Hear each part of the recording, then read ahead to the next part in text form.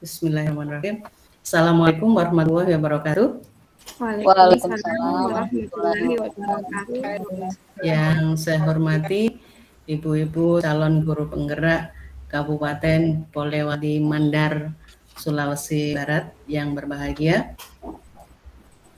Puji syukur alhamdulillah pada siang hari ini kita masih diberikan kesempatan untuk bisa bertemu di ruang kolaborasi modul 1.1 Refleksi Filosofi Pendidikan Indonesia Ki Hajar Dewantoro pada sesi 2 yaitu sesi presentasi. Salawat dan salam semoga tercurahkan kepada junjungan kita Nabi besar Muhammad SAW. Ibu-ibu, sebelum kita melanjutkan pada sesi presentasi kali ini, mari kita berdoa sejenak. Semoga kegiatan siang hari ini terlaksana dengan baik, terlaksana dengan lancar, sesuai dengan tujuan kita, dan bisa memberikan manfaat untuk diri kita maupun yang lain. Berdoa, disilahkan.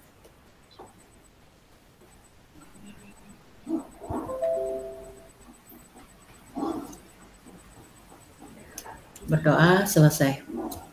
Di sesi presentasi ini ada ice breaking. Saya minta Bu Mas Diana untuk memimpin ice breaking di sini agar siang hari ini suasana kita semakin hidup lagi. Iya. Silakan Bu Mas Diana. Tutup pintunya, Nak. Biasanya kalau izin Bu, kalau guru PAUD nyanyi-nyanyi aja Bu. Ya, nggak apa-apa. Ya, jadi teman-teman Ibu guru tangannya ke atas ya. Tidak bisa lihat ya. Tangan ke atas menggapai bintang, tangan ke samping burungnya terbang, tangan ke depan bertepuk tangan, tangan dilipat siap belajar. Tangan dilipat, siap belajar. Terima kasih. Tepuk tangan. Mohon maaf, saya tidak bisa ingat. Tidak bisa lihat ini tadi. Jaringannya tidak terlalu ini. Saya tidak bisa melihat orang lain. Saya mau sendiri. Iya, iya. Ya, ini kendala yang sering terjadi kan gitu. Kadang-kadang kita tidak bisa melihat teman kita gitu kan.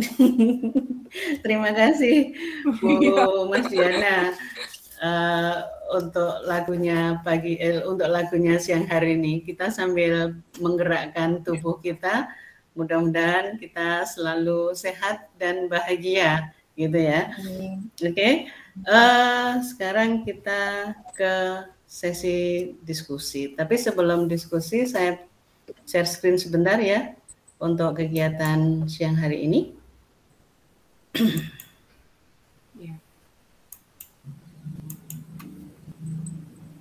Sudah terlihat, Ibu-ibu? Sudah, Bu. Sudah ya. Sekarang kita ke ruang kolaborasi presentasi kelompok. Ya, nanti untuk diskusi karena kita hanya 2, kita jadi double gitu ya perannya. Jadi dari satu kelompok itu ada yang jadi presenter, yang berperan mempresentasikan hasil kelompok. Kemudian ada yang pemberi tanggapan, yang berperan memberikan tanggapan positif terhadap hasil presentasi kelompok lain. Dan ada yang berperan sebagai penanya, yang berperan memberikan pertanyaan kepada kelompok lain. Kemudian ada yang berperan sebagai penjawab, yang bertanggung jawab memberikan jawaban dari pertanyaan kelompok lain. Kemudian ada notulensi atau penulis yang bertugas mencatat tanggapan positif dan proses diskusi. Ibu-ibu sudah berpikir ya, nanti saya sebagai apa nih gitu ya. Jadi ada presenter, ada pemberi tanggapan, ada penanya, ada penjawab, dan ada notulensi atau penulis.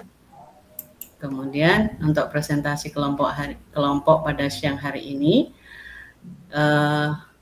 total keseluruhan waktu masing-masing kelompok adalah 20 menit. 10 menit untuk presentasi, 3 menit untuk tanggapan, 7 menit untuk tanya jawab. Presenter mempunyai waktu 10 menit untuk mempresentasikan hasil jawabannya. Jadi presentasinya 10 menit. Kemudian penanggap mempunyai waktu 3 menit untuk memberikan tanggapan positif dari hasil presentasi kelompok lain. Untuk penanya, silahkan memberikan pertanyaan kepada kelompok lain dan dijawab oleh penjawab dari kelompok presentasi. Dan apabila ada sisa waktu, anggota lain boleh memberikan pertanyaan. Anggota lain dalam kelompok presentasi juga bisa memberikan tambahan jawaban. Itu ya. Nggak usah dipikir bingung-bingung. Nanti ngalir aja siapa yang jadi presenternya, kemudian yang jelas ada presenter, ada penulis.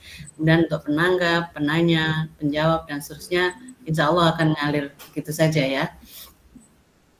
Kemudian nanti kalau sudah selesai diskusi dua kelompok ini, nanti saya akan tanyakan tanggapan positif dari panjenengan, apa yang panjenengan pelajari dari kelompok lain.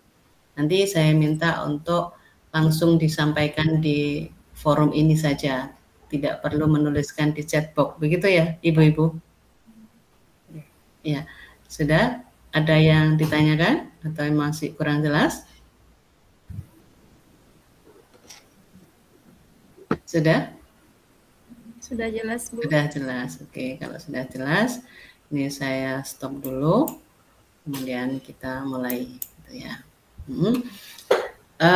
Kelompoknya Bu, siapa dulu yang mau presentasi? Kelompoknya Bu Mas Diana, apa kelompoknya Bu Zuhura? Boleh, Bu. Kelompoknya Bu Zuhura dulu. Iya. Ya, ya, silakan. Jadi, ya, silakan. Sebelumnya jadi saya sudah berbagi dengan Ibu Dani. Saya yang presentasi, Bu Dani yang share screen-nya. Saya sudah ya.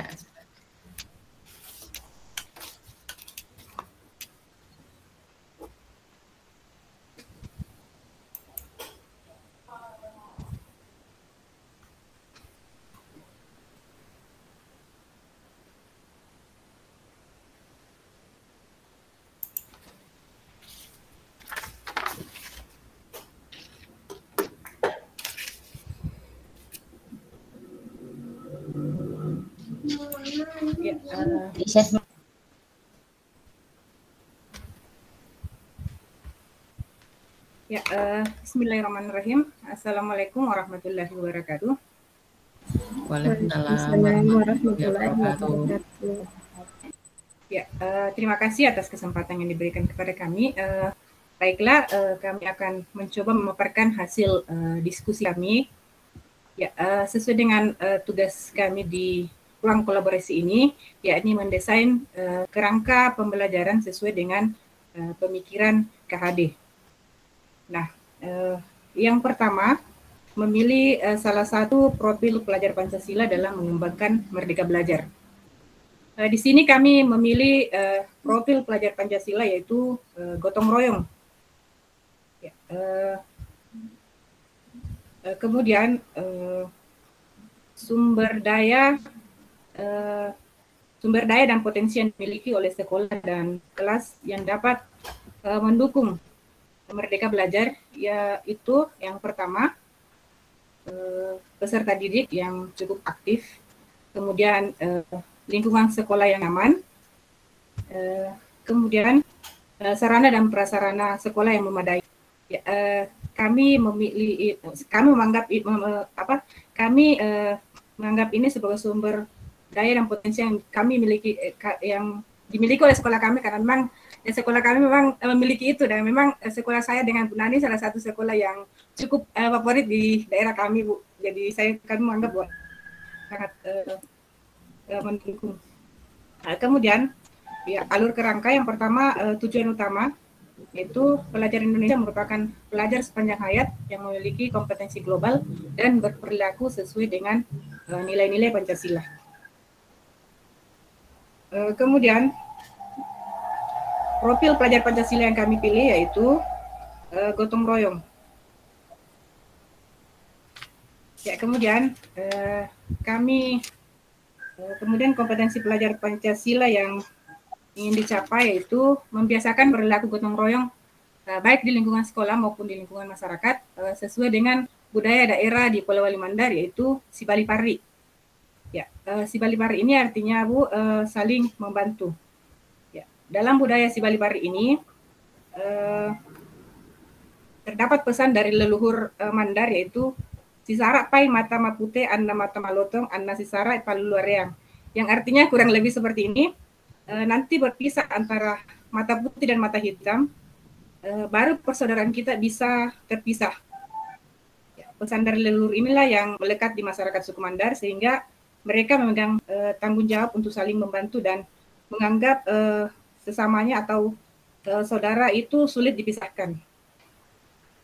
Ya, kemudian selanjutnya kami merumuskan indikator ketercapaian. Yang pertama, siswa dapat bekerja sama dan terlibat aktif dalam menyelesaikan tugas kelompoknya. Kemudian yang kedua, siswa dapat memahami peranannya dalam kelompok. Dan yang ketiga, siswa mampu menerapkan sikap gotong royong dalam kehidupan sehari-hari baik di lingkungan sekolah maupun di lingkungan masyarakat. Kemudian pelaksanaan konkret di kelas dan sekolah. Yang pertama, apa yang akan dilakukan untuk mencapai profil pelajar Pancasila yang dipilih? Pertama, memilih model pembelajaran yang berbasis proyek ya, yaitu menggunakan project based learning. Ya, dengan model pembelajaran ini siswa akan terbiasa berkolaborasi, kemudian saling berbagi dan menolong dan menyelesaikan tugas bersama. Contoh konkret penerapan model pembelajaran ini seperti menugaskan siswa secara berkelompok untuk membuat produk daur ulang misalnya. Jadi dalam tugas ini siswa saling bergotong royong seperti mengumpulkan bahan daur ulang. Jadi kira-kira bahan apa yang akan didaur ulang, kemudian bersama-sama mencari bahan yang akan digunakan. Kemudian membagi tugas, ada yang membersihkan bahan yang akan digunakan dan sampai terciptanya suatu produk. Ya, seperti itu. Kemudian berikutnya, mengapa kami memilih gotong royong? Mengapa kami memilih gotong royong? Karena gotong royong adalah salah satu jati diri bangsa Indonesia yang perlu dipertahankan dan sesuai dengan budaya yang ada di Pulau Wali Mandar, yaitu Sibali Pari. Kemudian dengan gotong royong akan menciptakan kekuatan besar saling membantu sesama baik di lingkungan sekolah maupun bermasyarakat untuk mencapai tujuan bersama. Jadi ini akan menciptakan dengan gotong royong ini akan menciptakan kekuatan besar, di mana kekuatan besar ini akan memudahkan dalam mencapai tujuan bersama. Ya, kemudian bagaimana mencapai profil pelajar Pancasila yang dipilih? Yang pertama, mengadakan kegiatan sekolah yang melibatkan banyak pihak, ya, apakah itu pihak dari orang tua atau masyarakat setempat, bisa juga dilibatkan dalam situ supaya mereka bisa berkolaborasi. Kemudian yang kedua,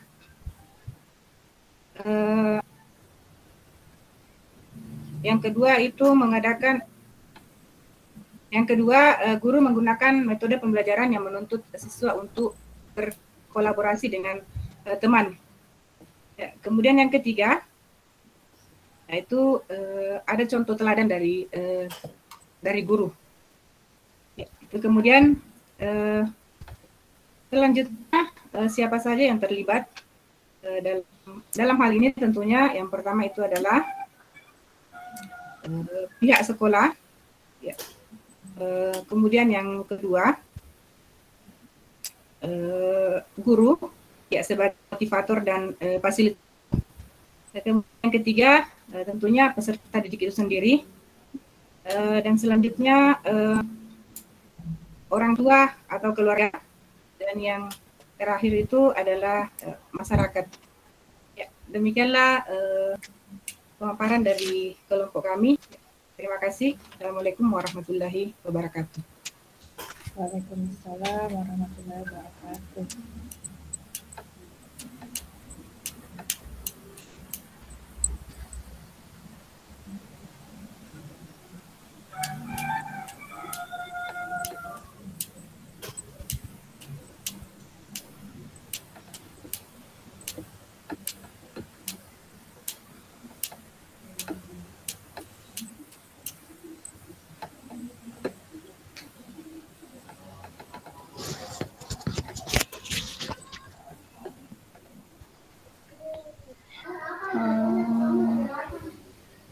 Ya, mungkin itu saja dari kelompok kami.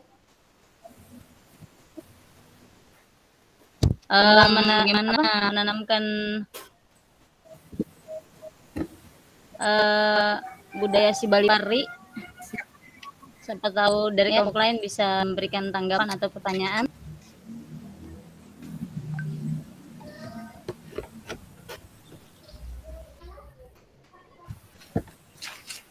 Baik, izin Ibu Ramadhani. Iya. Ya, saya ada satu pertanyaan. Tadi di slide 2 dari yang terakhir, ingat pasti yang tadi melakukan kegiatan, ya, bagaimana mencapai profil Pancasila bergotong royong.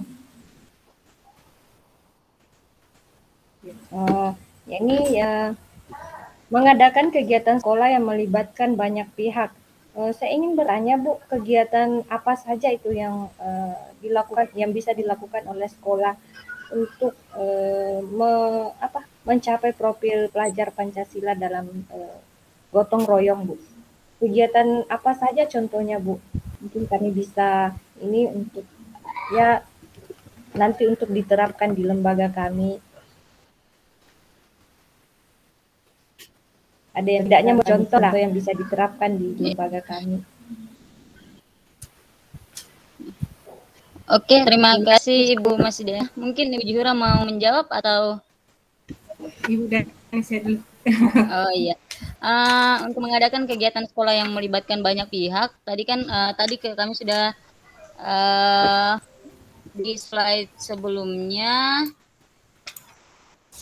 seperti menugaskan siswa untuk membuat produk yang ini macam tugas-tugas proyek. Jadi ketika kita misalkan adakan tugas proyek atau kegiatan-kegiatan kokurikuler, mungkin kita bisa melibatkan banyak pihak sekolah pada kegiatan itu. Iya, bisa kegiatan proyek, misalkan remapelnya, kalau misalkan kita ya SMA SMP mata pelajaran, atau bisa juga pada kegiatan kurikuler, misalkan diadakan di luar sekolah atau apa. Intinya bahwa pada kegiatan itu melibatkan kerja kelompok anak, dan bagaimana anak bergotong royong saling membantu dalam menyelesaikan tugas tersebut. Proses pembiasaan anak untuk saling membantu. Iya. Oh iya. Baik. Terima kasih Ibu penjelasannya. Iya, sama-sama Ibu Mas Diana. Oke.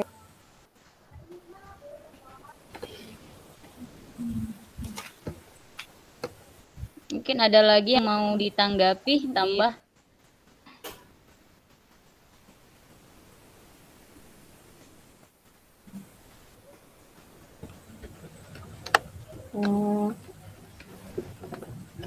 Ini mungkin Bu, saya tambahkan lagi boleh? Boleh. Ya, jadi kan, makasih. Jadi kan biasanya dalam pembelajaran itu kita sudah menetapkan bahwa ini seperti ini kegiatannya. Akan tetapi dalam pelaksanaannya ada saja hal-hal yang menjadi halangan, misal kata ada satu orang murid ataupun dua yang tidak mau terlibat dalam melakukan kegiatan dan memilih untuk keluar kelas. Dan itu tidak bisa kita kontrol. Maksudnya mungkin ketika kita sibuk mengontrol teman-teman yang lain, tiba-tiba anak ini menghilang entah kemana dan tidak mengikuti pembelajaran tersebut atau kegiatan tersebut. Itu mungkin bagaimana cara mengatasi hal tersebut, Bu? Iya, terima kasih Bu Mas Diana. Ibu Jura mau menjawab? Ya, begini ya. Ya. Ya, jawab sedikit. Jadi, bagaimana menghadapi anak-anak seperti itu? Jadi, sebagai guru kita harus, itu kan sebelumnya kita harus mengetahui dulu dalam kelas itu kan seperti kita di permapel itu kan kita mengetahui sebelum kita masuk di ini harus ada dulu mengetahui dulu bagaimana siswa ini bagaimana. Jadi kalau ada kasus seperti tadi, Ibu bagaimana seorang guru itu bagaimana mendekati anak tersebut ya, bagaimana pendekatan kita ke anak supaya anak itu bisa ikut dengan pembelajaran kita. Jadi jangan saya seperti itu tadi artinya keluar memberitahu langsung kita marah-marah. Jadi mungkin itu akan misalkan saja di bagaimana kita mendekati, mungkin cara kita mengajar mungkin yang tidak mereka tidak senangi atau bagaimana. Mungkin dengan mereka tidak senang pelajaran yang seperti itu. Jadi kita harus mencoba mencari kira-kira anak ini kenapa ya sampai dia tidak mau ikut dengan pelajaran seperti ini. Mungkin ada hal-hal tertentu yang menjadi kendala bagi dia. Jadi kita sebagai guru harus bermain caranya mendekati anak ini supaya dia bisa terbuka menjelaskan apa dengan terbuka dia menjelaskan bahwa dia tidak suka karena seperti ini. Kira seperti itu, Ibu. Mungkin ada tambahan dari Ibu Dani. Iya, mungkin ya kurang lebih seperti Bu Juhur sampaikan, mungkin melakukan pendekatan secara persuasif agar anaknya mau berpartisipasi aktif ya, karena pada proses pembelajaran ini kita misalkan tugas proyek membuat produk kemudian atau kegiatan kokurikuler, mungkin temannya tidak suka dengan teman kelompoknya atau mungkin ada misalkan karena tugas yang secara proyek menghasilkan produk misalkan kumpul apa begitu, ada yang mungkin tidak bisa dia penuhi sehingga dia tidak bisa berpartisipasi aktif. Intinya bagaimana kita memberikan pendekatan secara persuasif kepada anak tersebut. Kalaupun kita tidak bisa, mungkin bisa ditanya teman-temannya atau bagaimana. Ya mungkin seperti itu, Bu Mas Diana. Terima kasih banyak, Bu. Iya, sama-sama. Banyak jawabannya.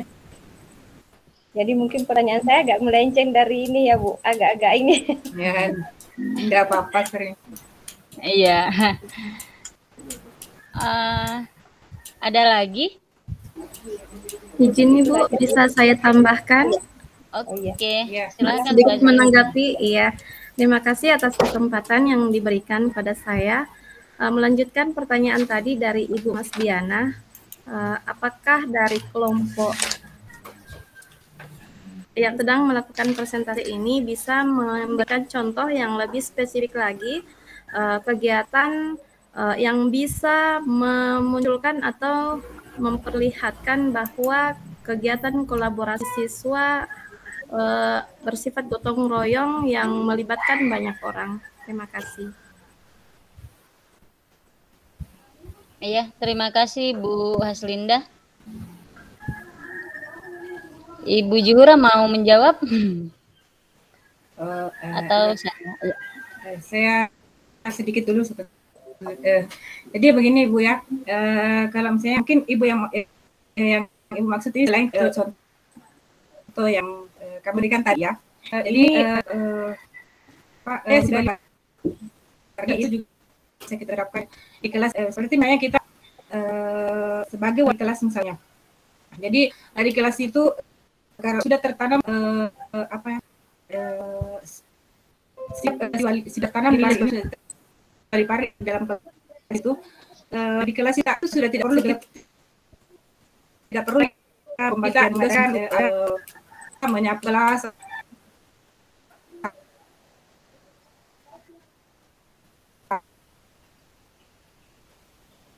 karena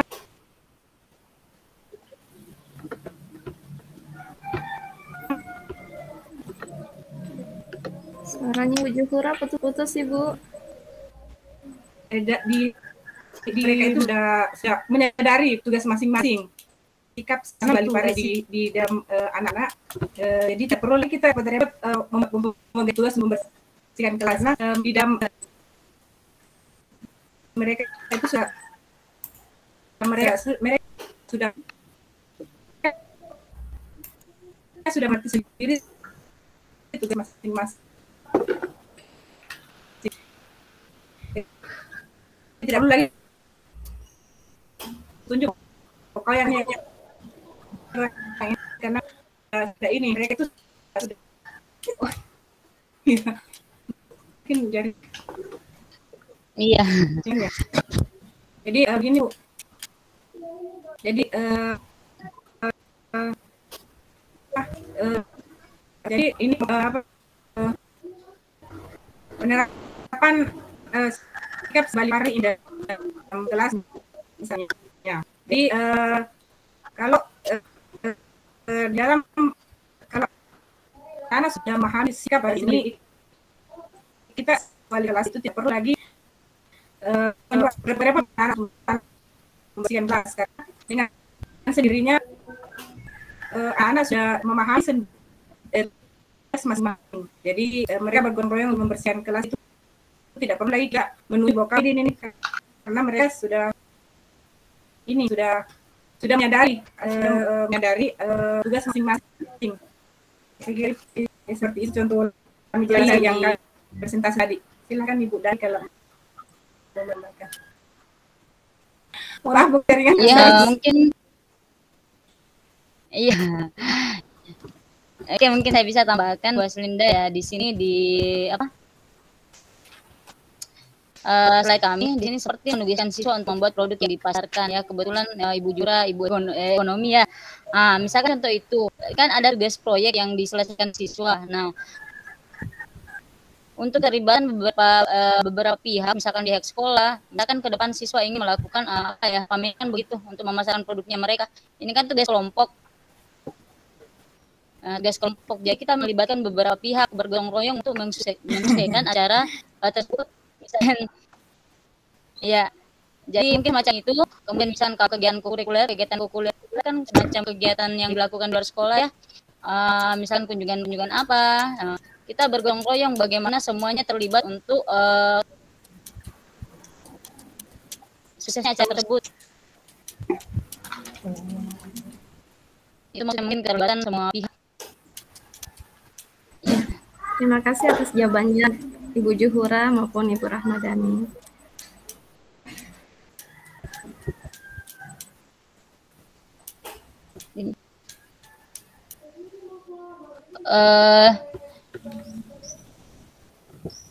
Itu saja ya tanggapan dari kelompok mungkinnya Ibu ini. Mas Dia dan Ibu Haslinda. Iya, Bu. Ya. Jadi ini dari presentasi kami bahwa bagaimana membiasakan siswa untuk bergotong royong dalam budaya Mandar, mungkin ya si Bali Pari, bagaimana saling membantu, bagaimana mereka mengerti dan sadar bahwa tugas masing-masing dalam kelompok bagaimana. Jadi tanpa ada perintah pribadinya siswa sendiri, tidak ada dari mana terlibat langsung, bagaimana saling membantu. Itu mungkin inti dari kegiatan gotong royong si Bali Pari ini.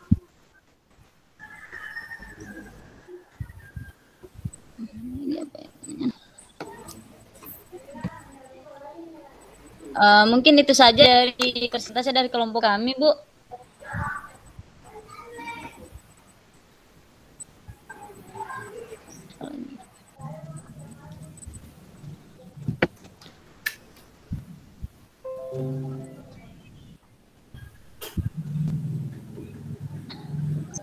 Oke, saya tutup presentasinya. Iya. Oke, terima kasih tanggapan dan pertanyaan dari kelompoknya Bu Haslinda dan Ibu Masdiana.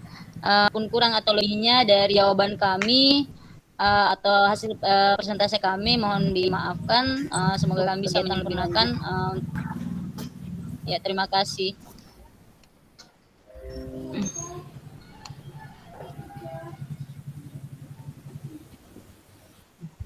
Terima kasih untuk presentasi kelompok 2 ya ini tadi. Iya, kelompok iya. 2 dulu ya. Aplaus untuk kelompok 2 dulu. Meskipun hanya 4 orang, ternyata bisa ya diskusinya. Kita jadi berpikirnya agak keras lagi nih. Terima kasih. Tadi saya ada mendengar bahwa gotong royong perlu dipertahankan, begitu ya? Gotong royong perlu dipertahankan untuk sebagai jati diri bangsa. Sebagai jati diri bangsa, Iya. khususnya di sekolah, di kelas gitu ya? Iya. Ya. Kalau saya bilang bukan hanya perlu ya, tapi harus. Ya, jadi harus, istilahnya harus dipertahankan itu. Harus, ya. Ya, harus. Apalagi di daerah Panjenengan tadi, Panjenengan mengangkat budaya si Bali Parik. Bali Pari, ya. Si Bali Pari. Oh, si Bali Parik gitu ya. Si Bali. Ini intinya kekeluargaan yang sangat kuat begitu ya. Kekeluargaan yang sangat kuat, sampai istilahnya sampai menutup mata begitu maksudnya. Sampai itu maksudnya nanti berpisah antara bornea dengan pupil itu mata itu baru berpisah persaudaraan. Oh gitu ya, berarti sampai jauh lah istilahnya gitu ya. Ya, itu memang budaya di sana begitu ya. Ya Bu. Yang istilahnya yang bisa ditekankan untuk anak-anak, salah satunya budaya yang sesuai dengan daerah itu si Bali Parik. Si Bali Parik, ya, gitu ya. Terima kasih ya. Ini tadi kalau saya melihat untuk diskusinya, tadi sudah memberikan contoh konkret. Tadi dari pertanyaan Bu Mas Diana ya, akhirnya muncul contoh konkret untuk gotong royong di sekolah itu yang bagaimana begitu. Kemudian bagaimana melibatkan masyarakat yang lebih luas lagi begitu ya untuk kegiatan ini. Kemudian menyampaikan alasannya mengapa profil atau memilih gotong royong pada diskusi hari ini. Kemudian juga menyampaikan juga kaitannya antara konteks lokal dengan pemikiran Kahadi. Begitu ya Bapak, begitu ya Ibu-Ibu ya. Terima kasih. Kalau dilihat dari waktunya, alhamdulillah ini tadi pas. Saya mulai dari 12.32, selesai pas 12.52. Jadi terima kasih untuk waktunya sudah sesuai, kemudian isinya juga alhamdulillah sesuai. Sekarang saya lanjutkan untuk kelompok 1. Silakan. Sepenuhnya waktu saya berikan kepada Bu Mas Diana dan Bu Haslinda. Silakan. Baik, terima kasih Bu. Ya, saya setting sekarang ya Bu. Iya, silakan. Langsung saja ya Bu. Ya. Bismillahirrahmanirrahim. Assalamualaikum warahmatullahi wabarakatuh. Waalaikumsalam. Waalaikumsalam warahmatullahi wabarakatuh. Terima kasih atas kesempatan yang diberikan oleh kelompok kami. Pertama-tama yang terhormat kepada Ibu Fasilitator dan ibu-ibu dari kelompok B2. Puji syukur kita panjatkan kehadirat Allah Subhanahu wa Ta'ala karena pada hari ini kita masih diberi kesehatan dan kesempatan untuk bisa bertemu di ruang virtual ini. Dan saya juga mau menyampaikan apresiasi yang sangat besar kepada rekan partner saya, Ibu Mas Diana, untuk yang telah membuat presentase PowerPoint. Oke, saya lanjut. Silahkan Ibu Mas Diana. Ya. Oke. Hasil diskusi yang telah kami peroleh dari Ibu Mas Diana dari kelompok kami, yaitu kami memilih profil beriman dan bertakwa kepada Tuhan Yang Maha Esa dan berakhlak mulia yang di budayanya yaitu budaya Malabi yang sesuai dengan budaya yang ada pada daerah kami. Nah, budaya Malabi itu sendiri yaitu ada 3, yaitu Malabi Kau atau tutur kata yang sopan, Malabi Gau, bertingkah laku yang baik, Malabi Kero atau berperilaku yang baik. Ya, selanjutnya Ibu. Oke. Adapun sumber daya dan potensi yang kami pilih yaitu pertama sumber daya manusia, khususnya di sini adalah guru. Kedua, sumber daya alam atau bahan-bahan alam. Dan ketiga, sarana dan prasarana pendukung. Nah, tujuan utama pada profil yang telah kami pilih yaitu beriman, bertakwa kepada Tuhan Yang Maha Esa dan berakhlak mulia. Nah, adapun kompetensi pelajar Pancasila pada profil yang kami pilih yaitu pertama, menjadi pelajar yang berkepribadian yang baik, berakhlak mulia, dan berbudi pekerti pada sesama sesuai dengan ajaran agama yang dianutnya. Kedua, menjadi pelajar yang bukan saja peka terhadap sesama manusia, tetapi peka terhadap alam sekitarnya serta pada negaranya. Ketiga, menjadi pelajar yang mandiri, kreatif, kritis, dan kolaboratif. Dan indikator ketercapaiannya ada 5, yaitu 1, peserta didik memiliki akhlak agama. Kedua, peserta didik memiliki akhlak pribadi. Ketiga, peserta didik memiliki akhlak kepada manusia. Keempat, peserta didik memiliki akhlak kepada alam. Dan kelima, peserta didik memiliki akhlak bernegara.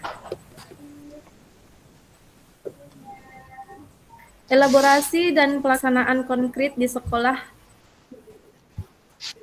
dan di kelas yaitu pertama, membiasakan membaca doa sebelum dan sesudah memulai kegiatan belajar mengajar. Dua, karena dengan bertakwa kepada Tuhan Yang Maha Esa adalah modal dasar dalam membentuk karakter siswa.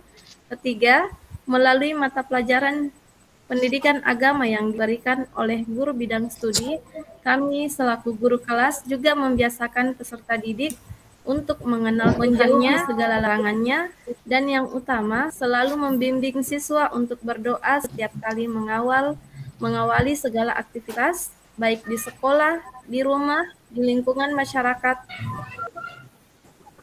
maupun di mana saja berada. Tindakan lanjut upaya pencapaian profil belajar, yaitu pertama, memulai dari diri sendiri terlebih dahulu.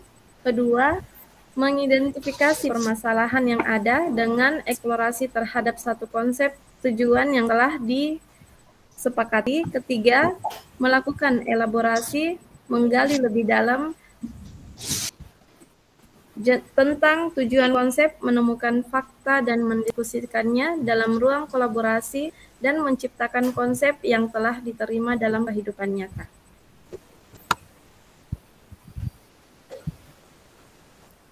Dan adapun alasan kami memilih pelajar Pancasila yang beriman dan bertakwa kepada Tuhan Yang Maha Esa dan berakhlak mulia, yaitu pertama, sebagai manusia yang beriman dan bertakwa, seorang manusia menyadari bahwa dirinya adalah hamba Tuhan yang diciptakan untuk hidup bersama dalam satu lingkungan dan setinggi-tingginya.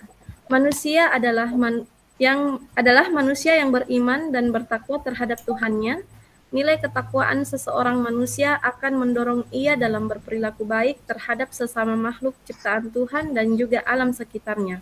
Kedua, keimanan dan ketakwaan seseorang manusia akan selalu membawanya berpikir, merasakan tentang penciptaan Tuhan yang mendorongnya untuk mengetahui dan berbuat lebih banyak lagi terhadap hal-hal yang ada di sekitarnya.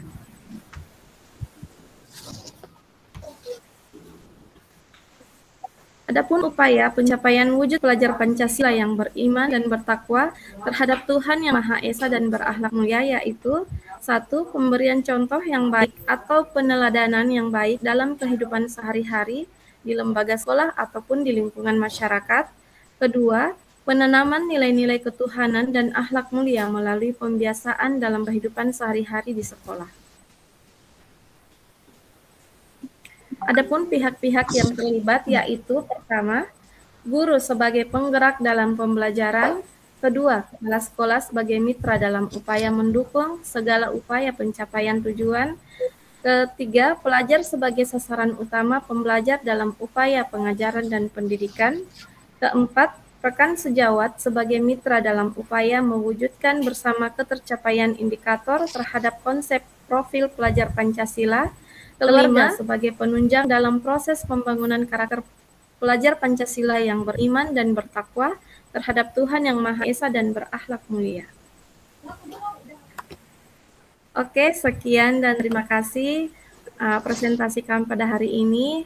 Mungkin dari kelompok B2 bisa menanggapi atau memberikan pertanyaan. Silakan.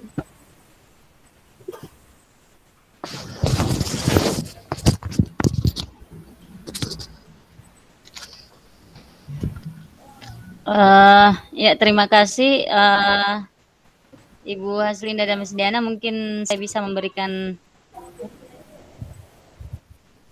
tanggapan. Mungkin bisa dibuka slide indikator ketercapaiannya. Indikator ketercapaian.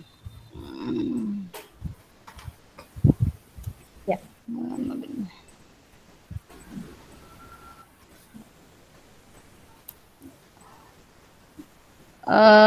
Ya mungkin saya hanya ini kan indikator ketercapaian mungkin bisa apa ya, diberikan penjelasan secara rinci bagaimana contohnya. Oh iya Bu. Iya, mungkin contoh dari bagaimana yang 1 sampai 5 ini. Oh iya. Iya, terima kasih Bu. Iya, sama-sama. Yang jawab siapa dulu ini Bu? Mungkin saya bisa jawab terlebih dahulu, nanti Bu Mas Diana bisa tambahkan. Oh iya. Oke, silakan Bu. Tolong tampilkan kembali dulu Ibu Mas Diana. Oh iya. Oke. Nah, indikator ketercapaian pertama yaitu peserta didik memiliki akhlak agama. Menurut saya dan menurut kami, peserta didik memiliki akhlak agama itu yaitu peserta didik dapat menerapkan apa-apa yang telah dipelajari dari sekolah maupun yang telah kami ajarkan. Akhlak agamanya itu bisa dia terapkan di kehidupan sehari-hari, baik di sekolah, di rumah, maupun di masyarakat. Contoh, akhlak agama taat beribadah sesuai dengan kepercayaan yang telah dianutnya. Dan kedua, peserta didik memiliki akhlak pribadi. Akhlak pribadi di sini, peserta didik yaitu mampu menjaga dirinya dari hal-hal yang tidak baik, seperti contoh misalkan melakukan hal-hal yang terlarang, contoh merokok, minum minuman keras, dan lain sebagainya. Kemudian peserta didik memiliki akhlak kepada manusia. Peserta didik memiliki akhlak kepada manusia ini maksudnya bisa berperilaku santun kepada yang lebih tua dan dan bersikap kasih kepada yang lebih muda. Kemudian keempat, peserta didik memiliki akhlak kepada alam, yaitu mencintai alamnya dan tidak merusak lingkungan sekitarnya. Dan yang kelima, peserta didik memiliki akhlak bernegara, contohnya yaitu manusia memiliki kewajiban terhadap aturan-aturan atau tata tertib yang ada dan yang sudah diterapkan oleh negara. Seperti itu Ibu Rahmadani. Mungkin Ibu Mas Diana bisa tambahkan juga. Ya, terima kasih. Saya tambahkan ya Ibu Rahmadani. Tabe. Ya. Saya tampilkan kembali. Jadi apa yang kami paham di sini bahwasanya dalam indikator keterceraian itu diharapkan bahwa peserta didik memiliki akhlak agama, yakni peserta didik memiliki kesadaran bahwa dia adalah seorang manusia penciptanya dan dia wajib menyembah penciptanya. Yang kedua, akhlak pribadi, yaitu peserta didik memiliki kesadaran bahwa dia memiliki penghargaan terhadap dirinya sendiri. Jadi dia merasa bahwa oh, saya berhak karena saya juga manusia, saya berhak menjaga apa yang menjadi hak saya. Ya, yang ketiga adalah memiliki akhlak kepada manusia, yaitu penghargaan kepada sesama manusia, menghormati yang lebih tua, menghargai yang sesama yang lebih muda. Kemudian yang keempat yaitu akhlak kepada alam, yakni memiliki kesadaran bahwasanya alam itu adalah sebagian dari penciptaan Allah dan itu harus dijaga demi kelestarian dunia yang dia tempati sekarang ini. Kemudian yang kelima adalah peserta didik memiliki akhlak bernegara, yaitu sadar akan peraturan-peraturan pada negara yang ia tempati, yang ia huni. Ada beberapa hukum-hukum ataupun syarat-syarat yang harus dilakukan sebagai seorang warga negara. Mungkin seperti itu penjelasan sederhana saya, Bu. Mudah-mudahan bisa diterima. Terima kasih. Ya, terima kasih Bu Haslinda dan Ibu Mas Diana. Mungkin ada lagi tanggapan dari Ibu Ramadhani atau Ibu Juhura? Ya, sedikit Ibu terkait dengan yang mungkin yang budaya Malabinya tadi ada Malabi Kedo, ada Malabi Bau, dan Malabi apa tadi ya? Bau. Malabi Bau. Malabi Bau, Malabi Kedo. Tertarik dengan Malabi Gau, Malabi Bau ya. Kita lihat perkembangan anak, mungkin karena pengaruh sekarang dari pengaruh media sosial ya. Kadang hanya cara kontrol dengan kita saja kan bisa dengan gurunya kontrol. Ya kadang tidak. Karena ibu bagaimana contohnya mana pengasihan di PAU itu ke saya ingin melihat karena saya terang saya anak SMA itu apa ya kadang kita ini kaitannya maksudnya kakak itu kayak malah ini tidak mencermin, jadi mungkin ada trik dari ibu ini supaya bagaimana caranya supaya anak-anak itu malah bau gitu. Ya itu ibu.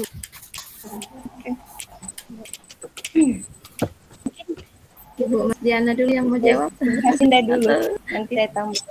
Oh iya. Iya.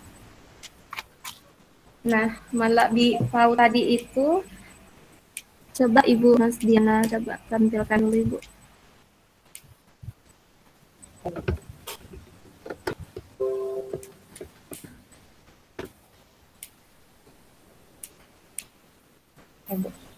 Ya. Nah, sudah kita ketahui bahwa Malabi Pau itu artinya tutur kata yang sopan. Nah, kalau pengapresiasiannya kami di sekolah atau cara memberikan arahan atau pelajaran kepada anak-anak di sekolah, yaitu selalu mengingatkan baik di kelas maupun di luar kelas, karena di sekolah kami itu ada budaya menjemput siswa di gerbang sekolah. Nah, di situ dari awal siswa datang, kami guru-guru di sekolah itu pun dilakukan juga di sekolah Ibu Mas Diana. Dari hasil diskusi kami kemarin, dari penjemputan siswa tersebut, dari depan atau dari siswa datang, kami sudah mengingatkan selalu bagaimana cara melakukan tutur kata yang sopan kepada sesama, baik itu kepada orang yang lebih tua maupun kepada anak yang lebih muda. Nah, kalau saya sendiri Ibu, saya selalu menerapkan di kelas untuk mengingatkan kepada anak-anak, contoh anak-anak, kalau kita berbicara sama orang yang lebih tua, misalkan ibu, harus ada kata ibu di belakangnya. Kemudian kalau kita berbicara sama bapak, harus ada kata pak di belakangnya. Kemudian kalau adik, harus ada kata adik di belakangnya. Jadi contoh-contoh seperti itulah yang selalu saya terapkan di kelas untuk selalu mengingatkan kepada anak-anak agar malah pau atau tutur kata yang sopannya itu terus diingat dan akhirnya kebiasaan. Seperti itu Ibu Johora. Mungkin Bu Mas Diana bisa menambahkan. Ya, baik, terima kasih.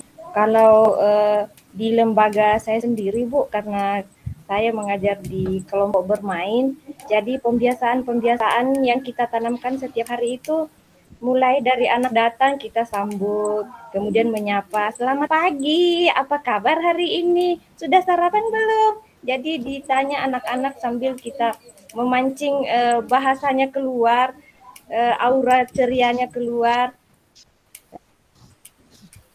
Itu juga diajarkan bertanya kabar. Kemudian kalau lewat tabe ki, permisi. Kalau lewat di depan, tabe ki, nyimpan tasnya yang antri ya. Jangan ki dului teman tak. Terus apa lagi ya? Mencuci tangan juga begitu. Yang ki baku dorong-dorong, jangan berdorong-dorong di depan tempat cuci tangan. Terus kalau ada temannya yang kadang-kadang suka mengganggu, jangan main kasar. Ih, apa ini? Ih, maaf, ini punya saya. Jangan diambil. Ya, seperti itu yang contoh-contoh realnya di lembaga kami yang pembiasaan-pembiasaan PAU Malabi. Ya, itu saja Bu. Mungkin itu saja dulu. Terima kasih. Terima kasih. Saya mungkin bisa sedikit lagi. Ya, untuk apa ya? Malabi jauh dan Malabi kedo ya. Kedo. Ya. Saya sebenarnya masih, ya namanya saya bukan orang Mandar ya. Jadi saya masih agak bingung juga. Bertingkah laku baik dengan berperilaku baik. Maksudnya bisa diberikan contohnya yang mana itu yang gau dengan kedo. Satu contoh mungkin pertanyaannya agak ini, cuman saya mau tahu aja satu contohnya masing-masing gitu. Yang gau dengan kedo iya.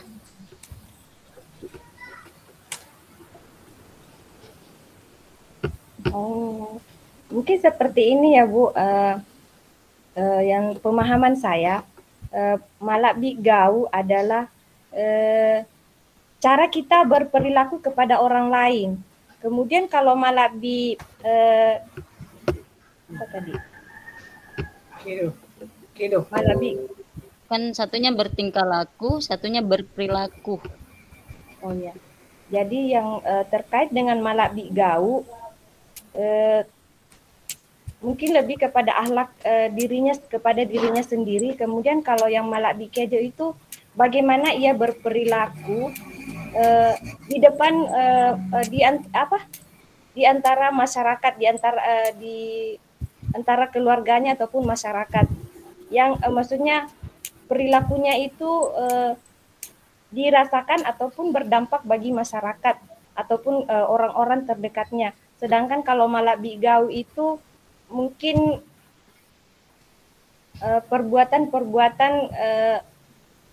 apa ya kalau Malabi gau, Malabi kedo. Mungkin Ibu Haslinda bisa menambahkan Bu.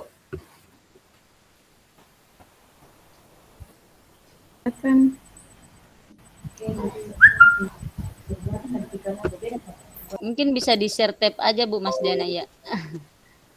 Oke. Yeah.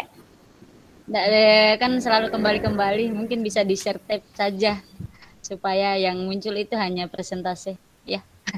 Tanggapan sedikit ya. Seperti ini ya, Bu. Ini kayaknya tampilannya. Tapi enggak masalah sih, enggak masalah Bu. Maksudnya hanya secara teknisnya aja supaya enggak kembali-kembali kayak muncul-muncul yang tadi itu. Iya. Iya. Iya. Oke, saya tambahkan sedikit. Nah, kalau menurut saya, Malak Bigau dan Malak Bikero itu semua sebenarnya hampir sama dan saling satu kesatuan, tidak bisa dipisahkan. Jadi kalau Malak Bigau dan Malak Bikero itu tingkah laku dan perilaku siswa yang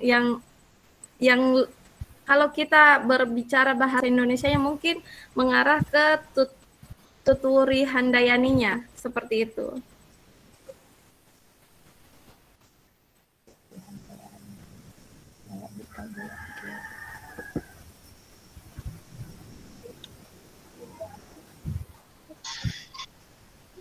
Bagaimana iya. Ibu Rahmadani? Apakah sudah bisa diterima belum? Sebenarnya tadi ya mungkin penjelasan Ibu Mas Diana sudah ini juga ya, ditambah Ibu Aslinda ya. Iya, saya sudah paham bahwa Malak Bigau itu bagaimana terhadap diri sendiri, kemudian bagi Kedo itu terhadap orang lain. Ya, terima kasih penjelasannya. Mungkin sekian dari saya. Terima kasih. Terima kasih, Bu. Mungkin ada yang ingin menambahkan lagi, Bu? Ibu Juhura mungkin? Ya, cukup, Bu, cukup. Kalau Ibu Rahmadani, apakah masih ada, Ibu? Ya. Cukup, Bu. Cukup. Oke.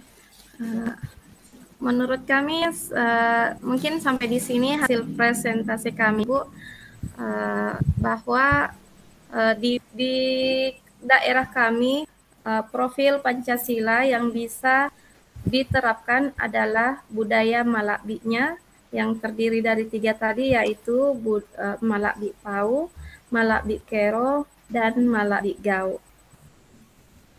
Saya ucapkan terima kasih atas tanggapan maupun pertanyaan dari Ibu Juhura dan Ibu Rahmadani Anwar, dan saya juga sangat ucapkan terima kasih kepada Ibu Mas Diana sebagai rekan partner kelompok, dan juga sangat mengucapkan terima kasih kepada Ibu Fasilitator. Saya kembalikan lagi sama Ibu Fasilitator. Sekian dan terima kasih. Assalamualaikum warahmatullahi wabarakatuh.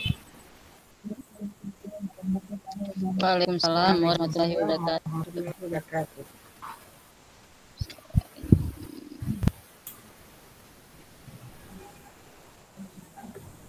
Ditutup dulu, Bu Mas Diana. Oh iya, Bu.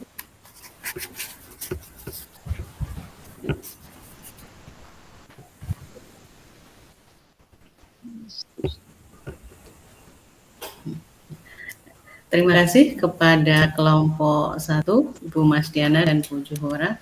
Diskusinya semakin menarik. Kita beri aplaus dulu untuk kelompok 1.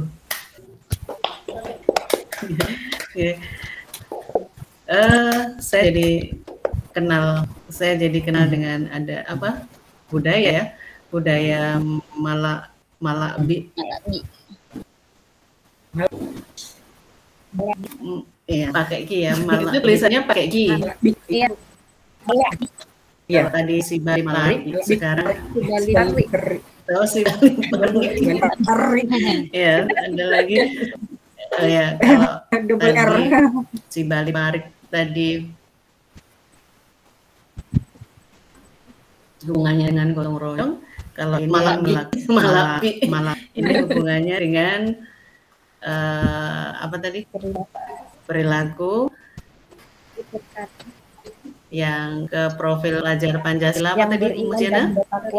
Profil dan berakhlak mulia, Bu. Oh ya, utamanya di akhlak mulia gitu ya. Di situ ada 3 macam. Malabi apa tadi? Malak Bi Pau, Malabi Gau Bau, dan Malabi Kero. Gau sama Kero. Kero. Saya agak kesulitan. Ya, ternyata hampir sama dengan di Jawa ya. Tadi disampaikan apa? Ya, jadi di sini diskusi ini tadi dari kelompok 1 mengungkapkan konteks budaya lokal ke pemikiran Ki Hajar Dewantara yang nanti arahnya ke profil pelajar Pancasila. Kemudian tadi juga menyampaikan alasannya kenapa memilih itu, karena di tingkat dasar terutama itu paling ya, menurut saya paling dasar. Paling dasar, Bu.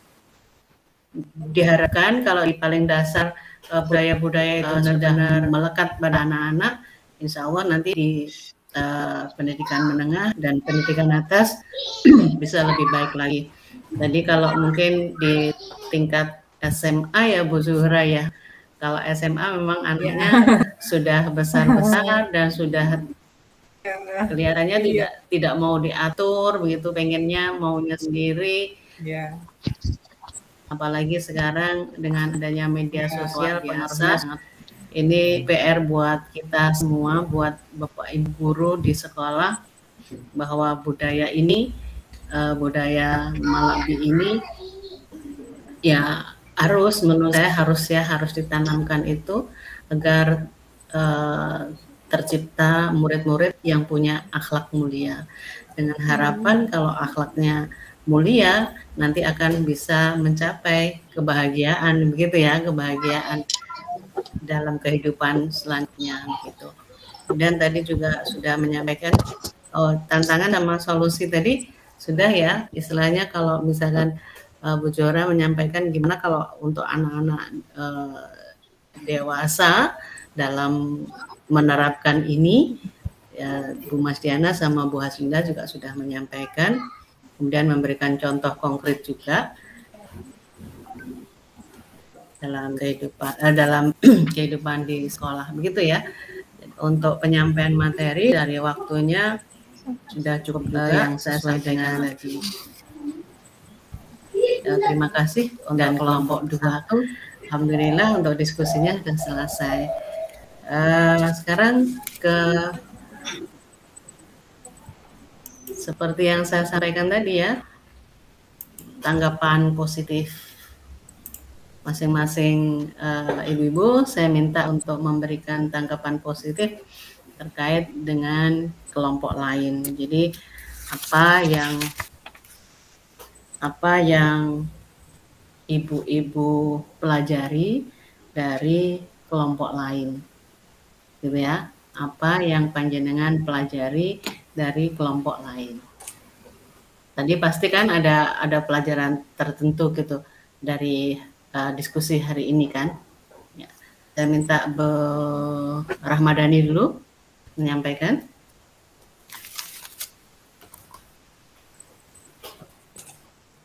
Ya, terima kasih Bu. Terima kasih atas kesempatan pertama yang diberikan kepada saya untuk menyampaikan tanggapan positif. Apa yang saya pelajari dari kelompok lain? Ya, mungkin dari pelajaran ini pun karena mungkin saya satu-satunya bukan orang Mandar. Ya, untuk menyebutkan bahasa Mandar juga saya punya Bu. Jadi terutama yang budaya Malabi ini ya, kebudayaan awalnya memang kita juga hampir ambil itu, cuman Bu Juhura bilang katanya maknanya terlalu berat, makanya kita ganti. Syukurnya sudah dijelaskan sama kelompoknya Ibu Mas Dia dan Bu Haslinda, saya jadi paham bahwa budaya Malabi itu ada namanya budaya Malabi Pau, Malabi Gau, dan Malabi Kedo ya. Kalau orang Bugis kan Kedo itu perilaku juga. Tapi Kedo ya. Mungkin dari penjelasan yang sangat rinci, saya lihat dari slide-nya tadi sangat rinci penjelasannya. Jadi semoga dari penjelasan kelompoknya Bu Mas Diana dan Ibu Haslinda tentang budaya Malabi, semoga bisa saya terapkan juga dalam pembelajaran dan kehidupan sehari-hari. tentang budaya Malabi itu. Mungkin itu hal positif yang bisa saya peroleh dari persentase dari Ibu Mas Diana dan Ibu Aslinda. Iya, sekian dan terima kasih. Terima kasih Bu Rahmadani atas tanggapan positifnya terhadap kelompoknya Bu Mas Diana sama Bu Haslinda. Sekarang dari Bu Haslinda mungkin bisa menyampaikan dulu. Terima kasih atas kesempatan yang diberikan kepada saya. Dari hasil presentasi dari kelompok 2 tadi, saya juga sangat mengapresiasi karena pertama saya sangat mengapresiasi dari tampilan slide-slide-nya itu sangat bagus, sangat menarik. Dan yang kedua, dari materi yang disampaikan hampir sama dengan Ibu Rahmadani, saya pun bisa mengetahui bahwa bagaimana lebih rinci lagi materi tentang budaya si Wali Parri dan di kehidupan atau di dunia nyata yang diterapkan di sekolah. Nah, sebenarnya menurut saya si Wali Parri itu merupakan salah satu kesatuan juga dari budaya Malabi itu. Ya, kalau menurut sepengetahuan saya, karena sama yang disampaikan sama Ibu Dani bahwa Malabi itu sebenarnya sangat besar, pengertiannya sangat luas. Nah, salah satunya budaya si Wali Parri. Dan insya Allah saya pun akan lebih bisa menerapkan budaya si Wali Parri tersebut di sekolah kami. Sekian dan terima kasih. Assalamualaikum warahmatullahi wabarakatuh. Waalaikumsalam warahmatullahi wabarakatuh. Terima kasih Bu Haslinda atas tanggapan positifnya terhadap kelompoknya Bu Rahmadani dan Bu Zuhura. Sekarang saya lanjutkan ke Ibu Mas Diana. Silahkan. Baik, terima kasih banyak atas kesempatan yang diberikan kepada saya, Bu. Pertama-tama saya mengucapkan terima kasih dan mohon maaf karena kelompok kami mempresentasikannya sangat sederhana dan saya sangat mengapresiasi PowerPoint dari Ibu Zuhura dan Ibu Rahmadani Anwar. Itu betul-betul luar biasa dan saya berharap saya bisa belajar dari Ibu Zuhura dan Ibu Rahmadani ke depannya tentang bagaimana membuat presentasi agar lebih menarik. Ya, jadi adapun hal-hal positif yang saya bisa tangkap tadi dari penjelasan Ibu Rahmadani dan Ibu Zuhura terkait mengenai konsep bergotong royong. Jadi setelah diberikan penjelasan tentang bagaimana budaya gotong royong itu diterapkan dan bagaimana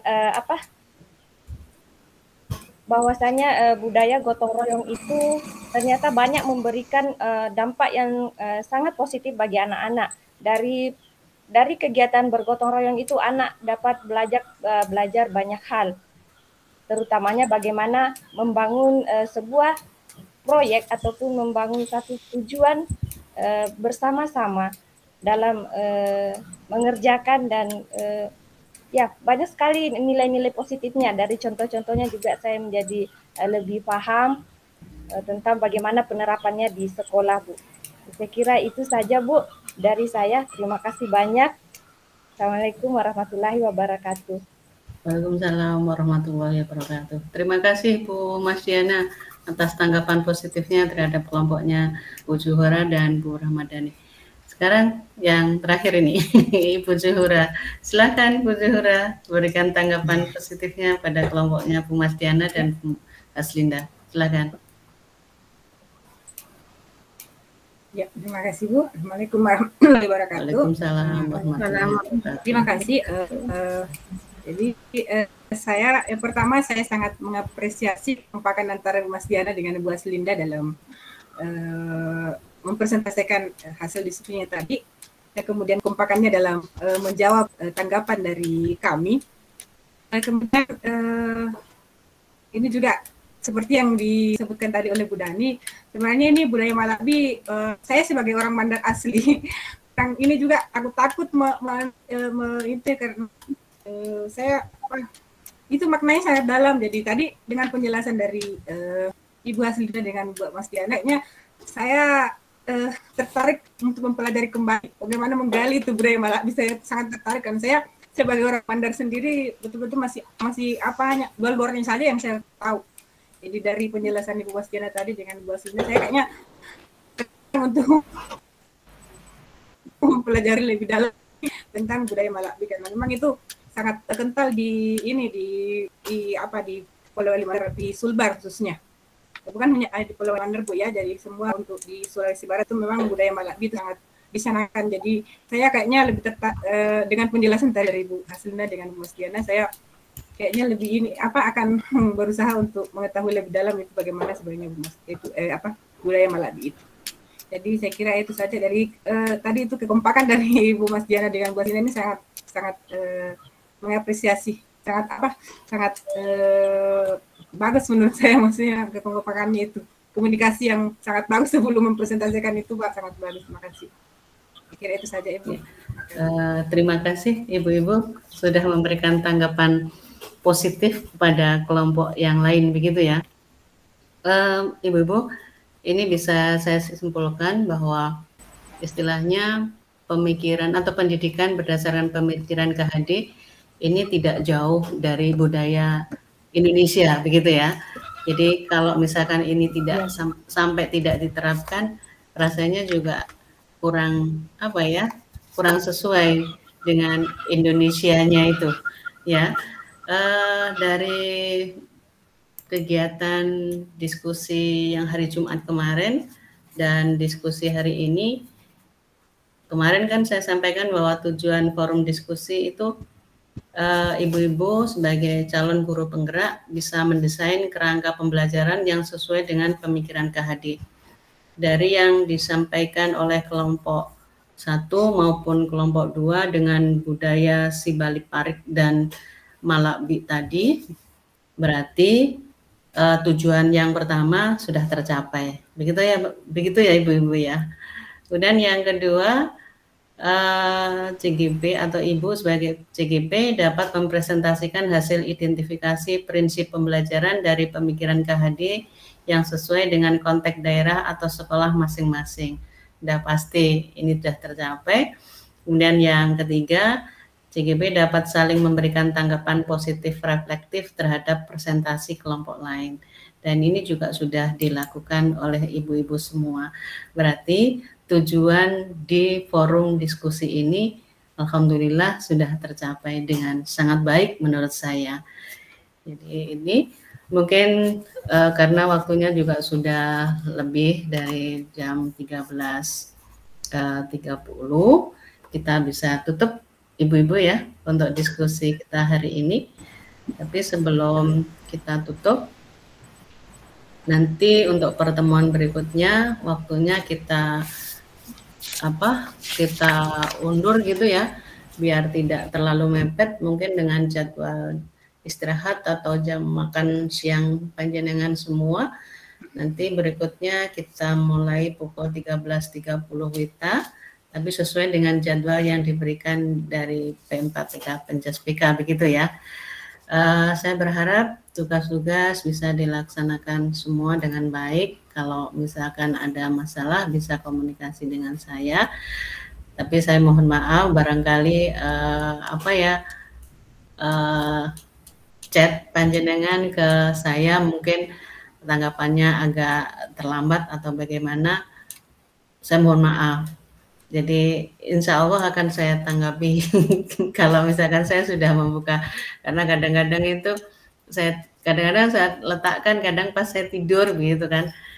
Jadi istilahnya saya tetap membuka, dan saya mohon maaf kalau misalkan ada keterlambatan, itu saja ya. Terus ibu-ibu jangan takut dengan pendidikan ini. Jangan takut mengungkapkan ide-ide yang ibu-ibu punya.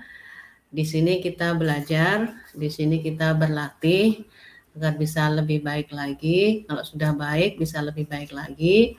Dan saya berharap Karena tujuan kita di guru penggerak, selain kita bergerak, kita juga bisa menggerakkan, kita bisa menjadi contoh bagi teman-teman guru yang lain.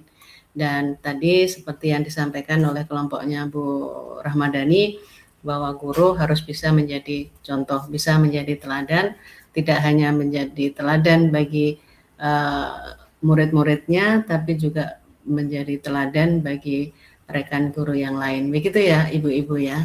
Nah, mari kita tutup kegiatan ini dengan berdoa sesuai dengan agama dan kepercayaan kita masing-masing.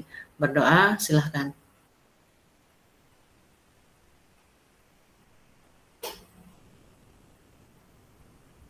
Berdoa selesai. Sebelum kita keluar dari ruang ini, kita foto bersama dulu ya, Ibu-ibu. Kita pakai action apa nih? Hari ini ada sesuatu yang gitu kan. Gimana pakai action apa? Monggo silakan. Action lega.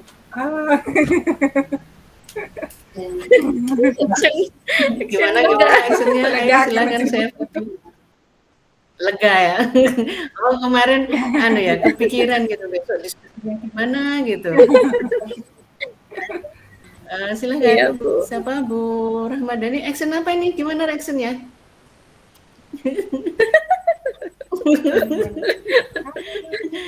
Oh ya. Apa gini semua ta? Gimana? Oh gini kayak Bu Zuhra, kayak Bu Zuhra. Iya. Ayo Bu Zuhra.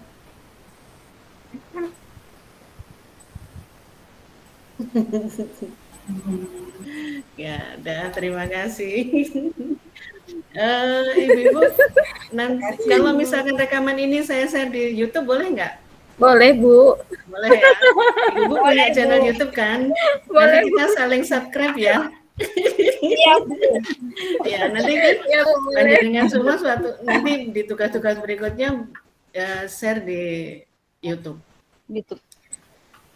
Jangan malu-malu, kan beneran nih kalau misalnya jenengan takut nanti kalau dikomentari teman jelek gimana, awal-awal dikasih aja dinonaktifkan komentarnya.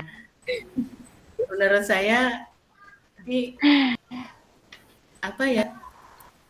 komentar teman-teman itu bisa memberikan semangat, bisa memberikan motivasi. Kalau misalkan ada kata yang kurang baik itu jadikan motivasi bagi kita agar kita bisa lebih baik lagi. Begitu ya? Iya, Bu.